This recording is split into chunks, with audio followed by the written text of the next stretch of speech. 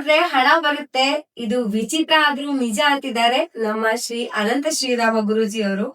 ಇವ್ರು ನಿರ್ವಹಿಸ್ತಾ ಇರೋ ASRS ಮನಿ ಮಂತ್ರ ಕ್ಲಾಸ್ಗೆ ನೀವು ಕೂಡ ಬರ್ಬೇಕಂದ್ರೆ ಕೆಳಗಡೆ ಸ್ಕ್ರೋಲ್ ಆಗ್ತಾ ಇರೋ ನಂಬರ್ಗೆ ಕರೆ ಮಾಡಿ ಹೆಚ್ಚಿನ ಮಾಹಿತಿಯನ್ನ ಪಡ್ಕೊಳ್ಳಿ. ಎಲ್ರಿಗೂ ನಮಸ್ಕಾರ, welcome back to our channel ASRS money Mantra Kannada. ಇವತ್ತು ನನ್ನ ಜೊತೆ ನಮ್ಮ ಪ್ರೀತಿಯ ಗುರುಗಳಾದ ಶ್ರೀ ಅನಂತ ಶ್ರೀರಾಮ ಗುರೂಜಿ ಅವರಿದ್ದಾರೆ. ಬನ್ನಿ ಅವರ ಕಾರ್ಯಕ್ರಮಕ್ಕೆ ಮೊದಲಿಗೆ ಸ್ವಾಗತ ಮಾಡ್ಕೊಂಡ್ಬಿಡೋಣ. ಗುರೂಜಿ ನಮಸ್ತೆ, ನಿಮ್ಗೆ ಕಾರ್ಯಕ್ರಮಕ್ಕೆ ಸ್ವಾಗತ.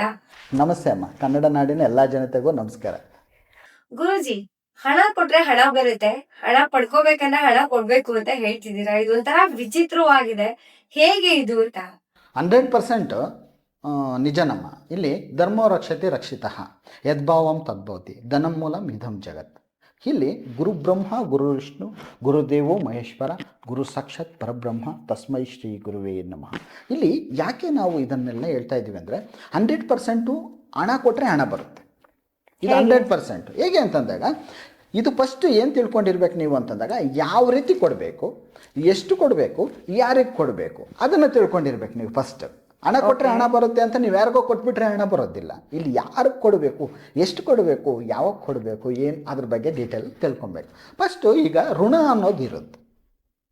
ಯಾವ ರೀತಿ ಋಣ ಅನ್ನೋದಿರುತ್ತೆ ಅಂತಂದಾಗ ನೋಡಿ, ಈಗ ನಮ್ಮ ತಂದೆ ತಾಯಿಗಳಿರ್ತಾರೆ, ನಮ್ಮನ್ನು ಎತ್ತು ಹೊತ್ತು ಈ ವಯಸ್ಸಿನವರೆಗೂ ನಮ್ಮನ್ನು ಸಾಕಿ ಬೆಳೆಸಿ ಇಷ್ಟು ಬುದ್ಧಿವಂತರನ್ನಾಗಿ ಮಾಡಿದ್ದಾರೆ ಅಂತಂದರೆ ಅವರ ಋಣ ನಮ್ಮ ಮೇಲೆ ಇರುತ್ತೆ. ಅವರ ಋಣ ನಮ್ಮ ಮೇಲೆ ಇರುತ್ತೆ. ಹಾಗಾಗಿ ನಾವು ಅವರಿಗೆ ಹಣ ಕೊಡಬೇಕು.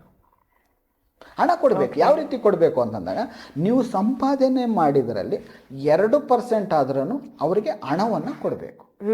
ಹಣವನ್ನು ಕೊಟ್ಟಾಗ ಏನಾಗುತ್ತೆ ಅಂತಂದಾಗ, ಆ ಋಣ ಅನ್ನೋದು ಯಾವಾಗ ನಾವು ಇದು ಮಾಡ್ತೀವಿ ಅಂತಂದಾಗ, ಇಲ್ಲಿ ನೋಡಿ ನಾವು ಇಲ್ಲಿ ಏನು ಹೇಳ್ತೀವಿ ಅಂತಂದರೆ, ಫಸ್ಟು ನಾವು ಯಾವುದೇ ಒಂದು ವಿದ್ಯೆಯನ್ನು ಕಲಿಬೇಕಾಗಿದ್ದರೆ ನಾವು ಗುರುವನ್ನು ಆಯಿಸ್ತೀವಿ ಅಲ್ವಾ?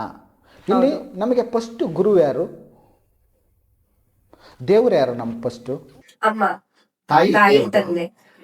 ಗುರು ತಂದೆ ಆಗಿರಬೇಕಾಗಿದೆ. ನಮ್ಮ ಪ್ರಪಂಚಕ್ಕೆ ನಮ್ಮನ್ನು ಪರಿಚಯ ಮಾಡಿಕೊಟ್ಟಂಥವರಿಗೆ ನಾವು ಫಸ್ಟು ಋಣವನ್ನು ತೀರಿಸ್ಕೊಬೇಕು ಅಂತಂದರೆ, ಅವರ ಋಣವನ್ನು ತೀರಿಸ್ಕೊಳ್ಳೋದಕ್ಕೆ ಈ ಜನ್ಮದಲ್ಲಿ ಆಗೋದಿಲ್ಲ. ಆದ್ರೂ ಆ ಋಣವನ್ನು ನಾವು ತೀರಿಸ್ಕೊತೀವಿ ಅಂತ ನಮ್ಮ ಮನಸ್ಸಿನಲ್ಲಿ ಬರುತ್ತಲ್ಲ, ಆ ಭಾವನೆಯನ್ನಾದರೂ ಕಳ್ಕೊಬೇಕು ಅಂತಂದರೆ ನೀವೇನು ಮಾಡಬೇಕು ಅಂತಂದಾಗ, ನೀವು ಸಂಪಾದನೆ ಮಾಡಿದ್ರಲ್ಲಿ 2% ತಾಯಿಗೆ ಕೊಡಬೇಕು, ತಾಯಿ ತಂದೆಗಳಿಗೆ ಕೊಡಬೇಕು. ನಂತರ ಯಾರಿಗೆ ಕೊಡಬೇಕು ಅಂತಂದಾಗ, ಗುರುಗಳಿಗೆ ಕೊಡಬೇಕು.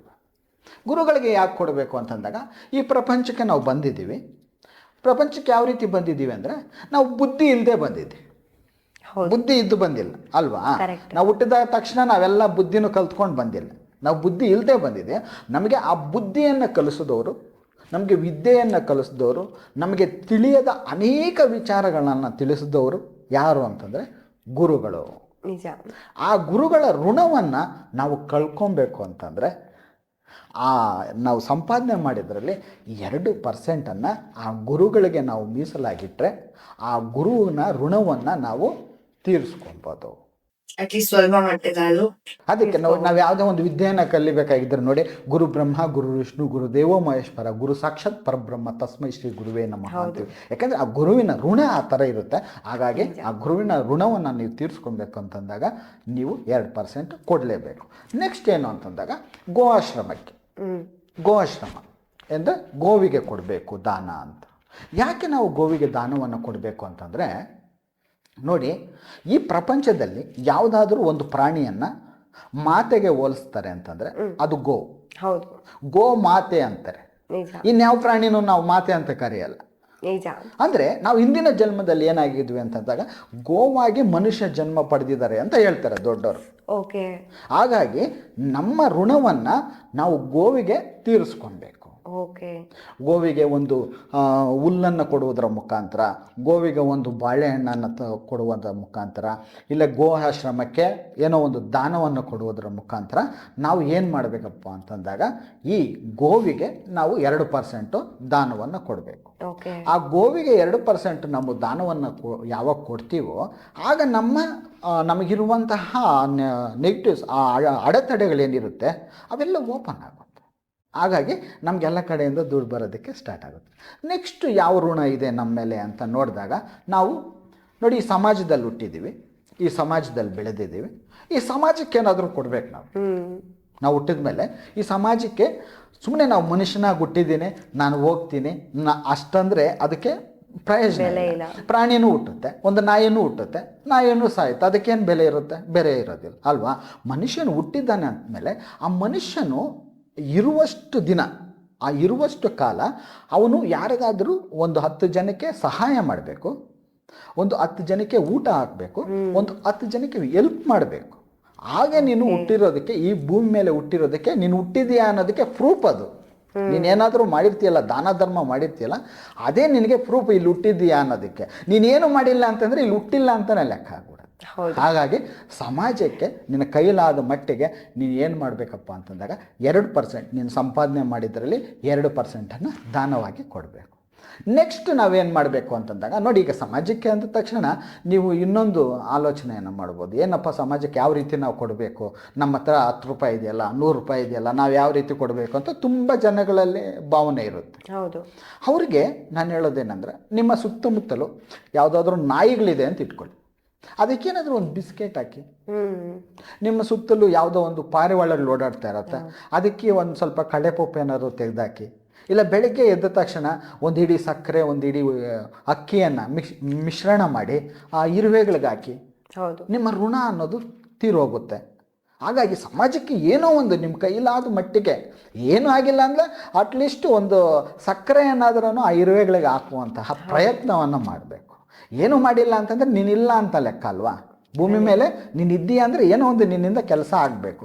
ನೀನು ಯಾವಾಗಲೂ ಕೈ ಚಾಚ್ಕೊಂಡು ಕೇಳ್ಕೊಂಡಿದ್ರೆ ಅದಕ್ಕೆ ಮನುಷ್ಯನಿಗೆ ಬೆಲೆ ಇರೋದಿಲ್ಲ. ನೀನು ಯಾವಾಗಲೂ ಕೊಡುವಂಥ ಸ್ಥಾನಕ್ಕೆ ಹೋಗಬೇಕು. ಆಗ ಯೂನಿವರ್ಸ್ ಏನು ಮಾಡುತ್ತೆ ಅಂದರೆ, ಇವನು ಕೊಡುವಂಥ ಆ ಸ್ಥಾನಕ್ಕೆ ಹೋಗೋದಕ್ಕೆ ರೆಡಿಯಾಗಿದ್ದಾನೆ, ಅವ್ನಿಗೇನು ಬೇಕೋ ನಾನೆಲ್ಲ ಕೊಡಬೇಕು ಅಂತ ಆ ಯೂನಿವರ್ಸ್ ಡಿಸೈಡ್ ಮಾಡುತ್ತೆ. ಆವಾಗ ನಿನಗೇನು ಬೇಕೋ ಎಲ್ಲವನ್ನು ಕೊಡುತ್ತೆ. ನಂತರ ಏನಪ್ಪ ಅಂತಂದಾಗ, ನಂತರ ನಾವು ಯಾವುದಕ್ಕೆ ಕೊಡಬೇಕು ಅಂತಂದಾಗ, ನಿಮ್ಮ ಮೇಲೆ ನೀವು ಇನ್ವೆಸ್ಟ್ ಮಾಡ್ಕೋಬೇಕು. ಇನ್ನು 2%ಅನ್ನು ನೀವು ಸಂಪಾದನೆ ಮಾಡಿದ್ರಲ್ಲಿ 2% ನಿಮ್ಮ ಮೇಲೆ ನೀವು ಇನ್ವೆಸ್ಟ್ ಮಾಡ್ಕೊಬೇಕು. ಏನು ಇನ್ವೆಸ್ಟ್ ಮಾಡ್ಕೊಬೇಕು? ನೀನೇನಾದರೂ ಕಲಿಬೇಕಂದ್ರೆ ಅದಕ್ಕೆ ಇನ್ವೆಸ್ಟ್ ಮಾಡ್ಕೊ. ಇಲ್ಲ ನಿನಗೇನಾದರೂ ತಿನ್ನಬೇಕಂದ್ರೆ ಅದಕ್ಕೆ ತಿನ್ನೋದಕ್ಕೆ ತಗೋ. ಅರ್ಥ ಆಯ್ತು? ನಿನಗೆ ಇಷ್ಟವಾದ ಪದಾರ್ಥವನ್ನು ತಗೋ. ನಿನಗೇನು ಬೇಕೋ, ನಿನಗೆ ಮನಸ್ಸಿಗೆ, ನಿನ್ನ ಆತ್ಮಕ್ಕೆ ಖುಷಿ ಕೊಡುವಂತಹ ಕೆಲಸಕ್ಕೆ ಆ 2%ಅನ್ನು ಉಪಯೋಗಿಸ್ಕೊ. ಓಕೆ. ಸಮಾಜದ ಬಗ್ಗೆ ಬಂದಾಗ, ಇಲ್ಲ ನಾವೇನು ಮಾಡೋಕ್ಕೆ ಆಗ್ತಾ ಇಲ್ಲ ಅಂದಾಗ, ಈಗ ನೋಡಿ ವೃದ್ಧರು ಎಷ್ಟೋ ಜನ ಇರ್ತಾರೆ, ವೃದ್ಧಾಶ್ರಮಗಳಿರ್ತದೆ, ಅನಾಥಾಶ್ರಮಗಳಿರ್ತದೆ. ಅಲ್ಲಿ ಹೋಗಿ ನಿಮ್ಮ ಕೈಯಲ್ಲಿ ಆದಷ್ಟು ಮಟ್ಟಿಗೆ ಏನೋ ಒಂದು ಹಣ್ಣನ್ನು ಕೊಡಿ, ಫ್ರೂಟ್ಸ್ ತೊಗೊಂಡೋಗಿ ಕೊಡಿ. ಅವರ ಮನಸ್ಸು ಎಷ್ಟು ಸಂತೋಷ ಆಗುತ್ತೆ. ಅವ್ರ ಮನಸ್ಸಿನಲ್ಲಿ ಸಂತೋಷವನ್ನು ನೋಡ್ತೀವಿ. ಅವಾಗ ಎಷ್ಟು ಆನಂದ ಪಡ್ತಾರೆ. ನಿನಗೆ ಇನ್ನೂ ದುಡ್ಡು ಸಂಪತ್ತು ಬರಲಪ್ಪ ಅಂತ ಅವ್ರ ಆಶೀರ್ವಾದ ಮಾಡ್ತಾರೆ. ಆ ಆಶೀರ್ವಾದವನ್ನು ನೀವು ಪಡೀರಿ. ಆಗೇನು ಮಾಡುತ್ತೆ, ಯೂನಿವರ್ಸ್ ನೋಡ್ತಾ ಇರುತ್ತೆ, ಇವನು ಕೊಡೋದ ಸ್ಥಿತಿಗೆ ಬಂದಿದ್ದಾನೆ, ಇವ್ರು ಕೊಡುವಂಥ ಸ್ಥಾನಕ್ಕೆ ಬಂದಿದ್ದಾನೆ, ಇವ್ನಿಗಿನ್ನ ಕೊಡೋಣ ಅಂತ ಹೇಳ್ಬಿಟ್ಟು ಇನ್ನೂ ಡಿಸೈಡ್ ಮಾಡುತ್ತೆ.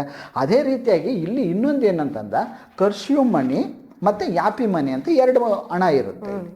ಕರ್ಸ್ ಮನಿ, ಯಾಪಿ ಮನಿ ಅಂತಂದರೆ ಏನಪ್ಪ ಅಂತಂದಾಗ, ಇದು ಕರ್ಸ್ ಮನಿ ಅಂತಂದರೆ ಏನು ಅಂತಂದರೆ ಶಾಪದ ಹಣ ಅಂತಾರೆ ಅದನ್ನು. ಓಕೆ, ಅರ್ಥ ಆಯ್ತಾ? ಯಾಪಿ ಮನಿ ಅಂತಂದರೆ ಖುಷಿ ಹಣ ಅಂತ. ಇದೆರಡು ನೀವು ತಿಳ್ಕೊಂಡಿರಬೇಕು. ಇಲ್ಲಿ ಕರ್ಸ್ ಮನಿ ಅಂತಂದರೆ ಯಾವ ರೀತಿ ಬರುತ್ತೆ ಅನ್ನೋದನ್ನು ನೀವು ತಿಳ್ಕೊಬೇಕು. ಈಗ ನೋಡಿ, ಯಾರೋ ಬಡ್ಡಿಗೆ ಕೊಟ್ಟಿರ್ತಾರೆ, ಅವನು ಆ ಬಡ್ಡಿಯನ್ನು ಕೊಡಬೇಕಾಗಿದ್ರೆ ನಿಮಗೆ ಶಾಪ ಇಟ್ಕೊಂಡೇ ಬಡ್ಡಿಯನ್ನು ಕಟ್ತಾರೆ, ಅಲ್ವಾ? ಅದೇನು ಮನಿ ಅಂತಂದರೆ ಕರ್ಸ್ ಮನಿ. ಓಕೆ, ಅದೇನಾಗುತ್ತೆ ಅಂತಂದಾಗ ನಿಮ್ಮ ಹತ್ರ ಇರೋದಿಲ್ಲ ಆ ದುಡ್ಡು, ಅದು ಬೇಗನೆ ಖರ್ಚಾಗ್ಬಿಡುತ್ತೆ, ಬೇಗನೆ ಹೊಟ್ಟೋಗುತ್ತೆ, ನಿಮ್ಗೆ ಗೊತ್ತಿಲ್ಲದೇನೆ ಹೊಟ್ಟೋಗುತ್ತೆ.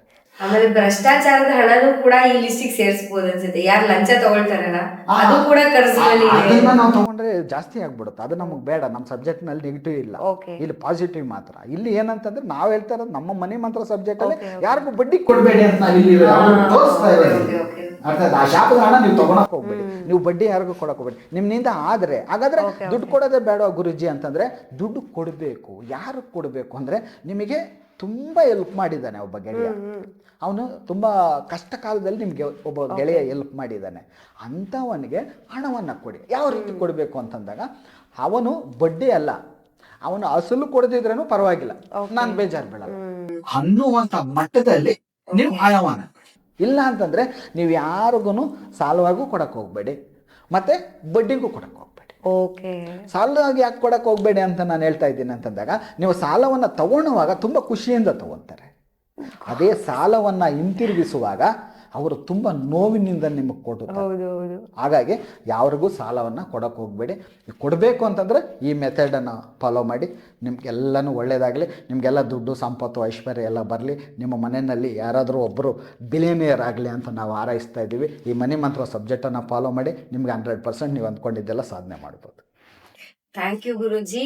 ನಿಜವಾಗ್ಲೂ ಇವತ್ತಿನ ಏನು ಈ ಟಿಪ್ಸ್ಗಳು ಎಲ್ರಿಗೂ ತುಂಬಾನೇ ಒಂದ್ ಸ್ವಲ್ಪ ಮೈಂಡ್ಗೆ ಕೆಲಸ ಕೊಟ್ಟಿದೆ ಅಂತ ಅನ್ಸುತ್ತೆ. ಬಿಕಾಸ್ ನೀವ್ ಹೇಳಿದ್ರಿ ತಾಯಿ ತಂದೆ ಗುರುಗಳ ಋಣ, ಹಾಗೆ ಸಮಾಜದ ಋಣ, ಜೊತೆ ಗೋಮಾತೆಗೆ ನಾವು ತೀರ್ಸ್ಲೇಬೇಕಾದಂತ ಒಂದು ಹಳೆ ಜನ್ಮದ ಋಣ ಇರುತ್ತೆ ಅಂತ. ಡೆಫಿನೆಟ್ಲಿ ಇದನ್ನ ನೀವೆಲ್ಲ ಫಾಲೋ ಮಾಡ್ತೀರಾ ಅಂತ ಭಾವಿಸ್ತೀನಿ. ಯಾಕಂದ್ರೆ ನಾವು ತೀರ್ಸ್ಬೇಕಾಗಿರೋ ಋಣಗಳು ನಮ್ಗೆ ಗೊತ್ತಿಲ್ಲದೆ ಆ ಜನ್ಮಾಂತರದಿಂದ ನಮ್ ಜೊತೆಗೆ ಬಂದಿರುತ್ತೆ. ಅದನ್ನ ಯಾವ್ದೋ ಒಂದ್ ರೂಪದಲ್ಲಿ ಈಗಲೂ ನಾವ್ ಯಾರಿಗೊಬ್ರಿಗೆ ಊಟ ಆಗ್ತಾ ಇದೀನಿ ಅಂದ್ರೆ ಅದು ಕೂಡ ಯಾವ್ದೋ ಒಂದ್ ಜನ್ಮದ ಋಣ ಇರುತ್ತೆ, ಅವ್ರ ಮೇಲೆ ನಮ್ಮಿಂದ ಇರುತ್ತೆ. ಸೊ ಹಾಗಾಗಿ ಈ ತರ ಚಿಕ್ಕ ಚಿಕ್ಕ ವಿಚಾರಗಳಲ್ಲಿ ಲೈಫ್ ನ ಬದಲಾವಣೆ ಮಾಡ್ಕೊಳ್ಳೋದ್ರಿಂದ ನಿಮ್ಗಿರೋ ಆ ಋಣಗಳನ್ನ ಕೂಡ ಮುಕ್ತ ಮಾಡ್ಕೋಬಹುದು. ಅಟ್ ದ ಸೇಮ್ ಟೈಮ್ ಸುಲಭವಾಗಿ ಹಣವನ್ನ ನಿಮ್ಮ ಮನೆಗೆ ಆಹ್ವಾನಿಸಬಹುದು ಅಂತ ಹೇಳ್ತಾ, ಮುಂದಿನ ವಿಡಿಯೋದಲ್ಲಿ ಮತ್ತೆ ಇದೇ ರೀತಿಯ ಒಂದು ವಿಶೇಷವಾದ ಸಬ್ಜೆಕ್ಟ್ ಜೊತೆ ಭೇಟಿಯಾಗೋಣ. ಅಲ್ಲಿವರೆಗೂ ಈ ಟಿಪ್ಸ್ ಗಳು ನಿಮ್ಗೆ ಇಷ್ಟ ಆಗಿದ್ರೆ, ಈ ವಿಡಿಯೋ ನಿಮ್ಗೆ ಇಷ್ಟ ಆಗಿದ್ರೆ ಏನ್ ಮಾಡ್ಬೇಕು, ವಿಡಿಯೋನ ಲೈಕ್ ಮಾಡ್ಬೇಕು. ಹಾಗೆ ಎಷ್ಟು ಜನ ಈ ಋಣ ತೀರ್ಸೋ ಕೆಲ್ಸನ ಇವತ್ತಿಂದ ಸ್ಟಾರ್ಟ್ ಮಾಡ್ತೀರಾ, ಈ ಮಂತ್ ಇಂದ ನಿಮಗೆ ಬರ್ತಾ ಇರೋ ಹಣದಲ್ಲಿ ಎಷ್ಟು ಜನ 2% ನ ಎಲ್ಲರಿಗೂ ಎತ್ತಿಡ್ತೀರಾ ಅಂತ ಕಮೆಂಟ್ ಮಾಡಿ. ಯಾರು ಫಾಲೋ ಮಾಡಕ್ ಸ್ಟಾರ್ಟ್ ಮಾಡ್ತೀರಾ ಅಂತ ನೋಡೋಣ. ಹಾಗೆ ಮುಂದಿನ ವಿಡಿಯೋದಲ್ಲಿ ಮತ್ತೆ ಸಿಗೋಣ. ನಮಸ್ಕಾರ ಗುರುಜಿ, ನಿಮಗೂ ಕೂಡ ನಮಸ್ಕಾರ. ನಮಸ್ಕಾರ. ಎಲ್ಲ ಕಮೆಂಟ್ ಬಾಕ್ಸಲ್ಲಿ ಐ ಆಮ್ ಹ್ಯಾಪಿ ಅಂತ ಟೈಪ್ ಮಾಡಿ. ನಿಮ್ಮ ಜೀವನದಲ್ಲಿ ಹ್ಯಾಪಿ ಬರೋದಕ್ಕೆ ಸ್ಟಾರ್ಟ್ ಆಗಿ.